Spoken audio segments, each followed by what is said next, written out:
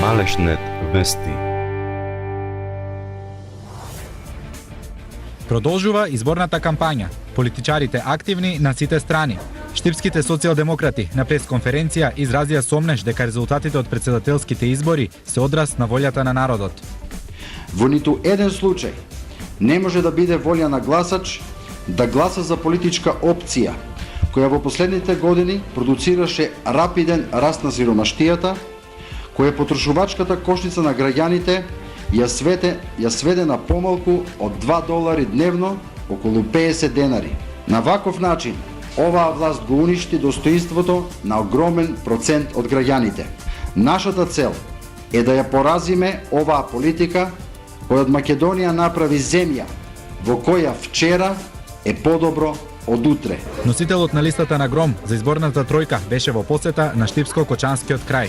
Знаеме дека трета изборна единица е претежно земјоделски сточарски регион. Ќе треба да се преземат повеќе мерки кои што ние во програмата ги имаме предвидено, а тоа се од градење на мали брани, од градење на мелиоративни системи. Ќе треба да се потрудиме да добиваат земјоделците нафта која е без акциза, без данок. Ќе се потрудиме и многу повеќе се наметнеме кај граѓаните, особено со непосреден контакт кај граѓаните и според нашите очекувања и според она што е расположение и според она што го имавме во гласачките кутии во изборна единица број 3 ние имаме пратеник.